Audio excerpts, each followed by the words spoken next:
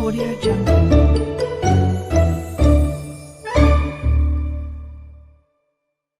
ଗୋଟିଏ ଘଞ୍ଚ ଜଙ୍ଗଲ ଦେଇ ବହି ଯାଇଥାଏ ସରୁ ନଈଟିଏ। ସେଇ ନଈରେ ଅନେକ କଇଁଛ ଥାନ୍ତି, ଆଉ କଇଁଛ ମାନଙ୍କର ଗୋଟିଏ ଦଳପତି ଥାଏ। ସେ ଆକାରରେ ଅନ୍ୟ କଇଁଛ ମାନଙ୍କ ତୁଳନାରେ ବହୁତ ବଡ଼।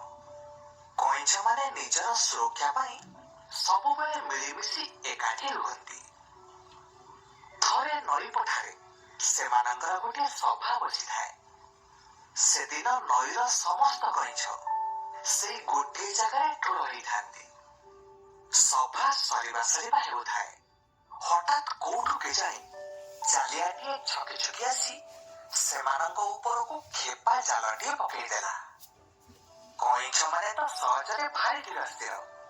ସେମାନେ କିଛି ଭାବିବା ଆଗରୁ ସମସ୍ତେ ସେ ଜାଲରେ ଫସିଗଲେ। ବିଚରା କଇଁଛ ମାନେ ଜାଲରେ ପଡ଼ି ଛଟପଟ ହେବାକୁ ଲାଗିଲେ। ହେଲେ ସେ ଜାଲରୁ ମୁକୁଳିବା ଏତେ ସହଜ ନଥିଲା। ଏପଟେ ଜାଲିଆ ଏତେ ଗୁଡେ କଇଁଛ ପାଇ ଭାରି ଖୁସି ହେଇଗଲା। ହେଲେ ଦୁଇ ଚାରିଟା ହେଇଥିଲେ ସିନା ସେ ମାଛ ମୁଣି କି ଗାମୁଛାରେ ବାନ୍ଧି ନେଇଥାନ୍ତା। ଏତେ ଗୁଡିଏ କଇଁଛକୁ ସେ ନବ କେମିତି? ତେଣୁ ସେ ଜାଲ ଭିତରୁ କଇଁଛ ମାନଙ୍କୁ ଗୋଟି ଗୋଟି କରି ଆଣି କୂଳରେ ଓଲଟାଇ ରଖିଦେଲା। ତାକୁ ଭଲ ଭାବରେ ଜଣାଥିଲା କି କଇଁଛ ମାନଙ୍କୁ ଓଲଟାଇ ରଖିଦେଲେ ସେମାନେ ଅଳିଚଳି ପାରନ୍ତି ନାହିଁ।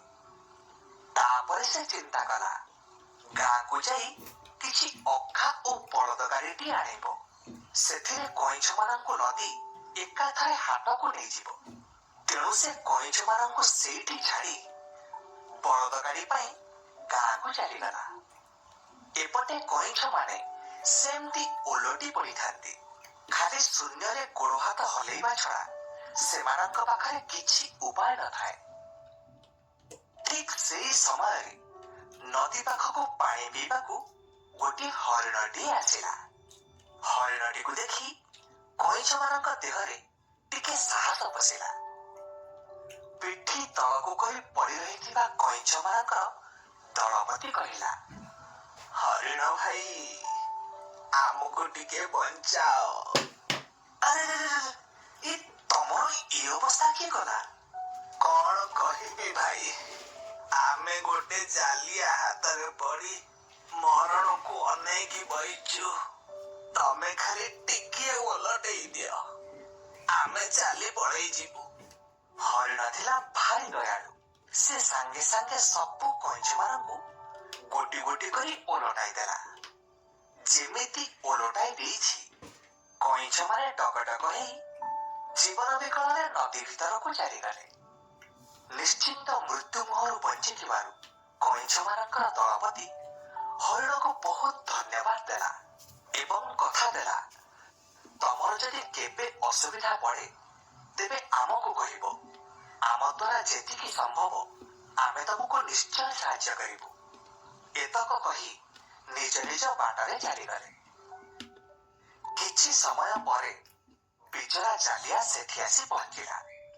ଦେଖିଲା ଗୋଟିଏ ବି କଇଁଛ ନାହାନ୍ତି। ଶେଷରେ ସେ ନିରାଶ ହେଇ ପୁଣି ଘରକୁ ଫେରିଗଲା।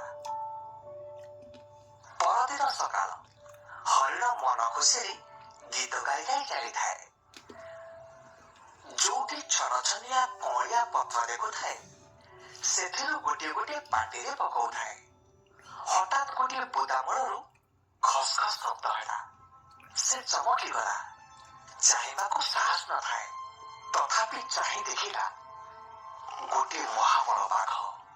ଏଥର ହରିଣର ସବୁ ଖୁସି ପାଣି ଫାଟିଗଲା।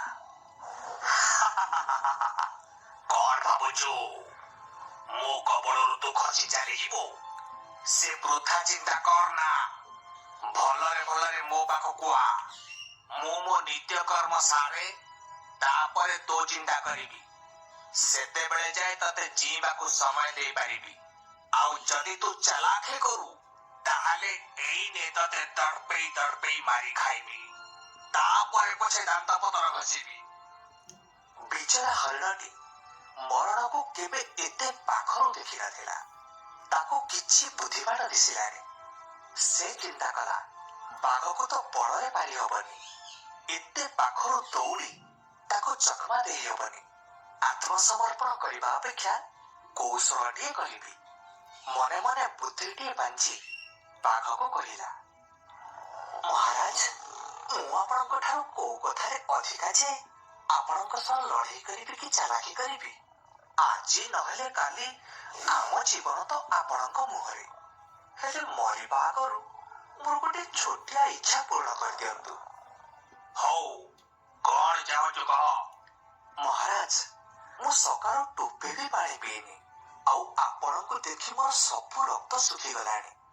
ଯଦି ପାଣି ମୁନ୍ଦିଏ ପିଇ ଦିଅନ୍ତି ତାହେଲେ ସତେଜ ହେଇଯାନ୍ତି, ଆଉ ତାପରେ ଆପଣ ମତେ ଖାଆନ୍ତେ।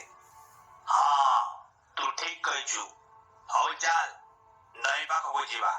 ସେଇଠି ତୁ ପାଣି ପିଇବୁ, ଆଉ ମୁଁ ମୋ ନିତ୍ୟକର୍ମ ସାରି ତତେ ସେଇଠି ଖାଇବି। ଚାଲ। ତାପରେ ବାଘ ଆଉ ହରିଣ ମିଶି ନଈ କୂଳକୁ ଚାଲିଲେ।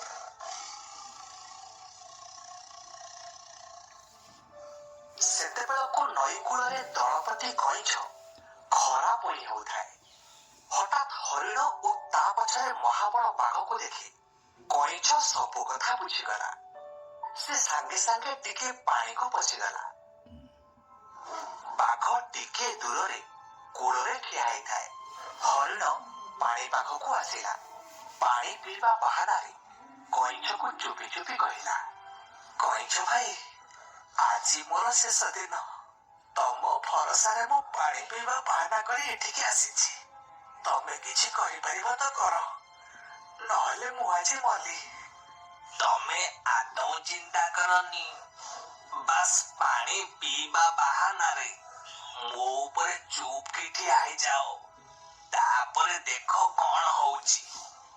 ହଉ ହଉ, ହେଲେ ତମେ ସମ୍ଭାଳି ପାରିବ ତ? ଆରେ ତମେ ଠିଆ ହଉନ, ଏ ପିଠି ମୋର ଲୁହାଠୁ ଟାଣ। ହଉ, ଠିକ ଅଛି, ଦେଖିକି। ମୋର କିଛି ହବନି। ହଉ, ଦେଖାଯାଉ କଣ ହଉଛି। ତାପରେ ହରିଣ କଇଁଛ ପିଠିରେ ଠିଆ ହେଇଗଲା, ଆଉ ମିଛରେ ପାଣି ପିଇବା ବାହାନା କରି ପାଣିରେ ମୁହଁ ବୁଡେଇ ରଖିଲା। ଧୀରେ ଧୀରେ କଇଁଛ ନଦୀ ଭିତରକୁ ଚାଲିଲା। ବାଘ କଇଁଛକୁ ଆଦୌ ଦେଖିନଥିଲା କି ଦେଖି ପାରୁନଥିଲା। ହଠାତ୍ ବାଘର ନଜର ପଡ଼ିଲା ବେଳକୁ ହରିଣ ପାଣି ଭିତରେ ଠିଆ ହେଇଛି, ଆଉ କୂଳଠାରୁ ଦୂରକୁ ଦୂରକୁ ଆପେ ଆପେ ଚାଲି ଯାଉଛି। ସେତେବେଳକୁ ହରିଣ ବାଘର ଆୟତ୍ତ ବାହାରେ ହେଇସାରିଲାଣି। ବିଚରା ବାଘକୁ ପହଁରା ଜଣା ନଥିଲା। ବାଘ ସେମିତି ଆଖି ତରାଟି ଚାହିଁବା ଛଡ଼ା ତା ପାଖରେ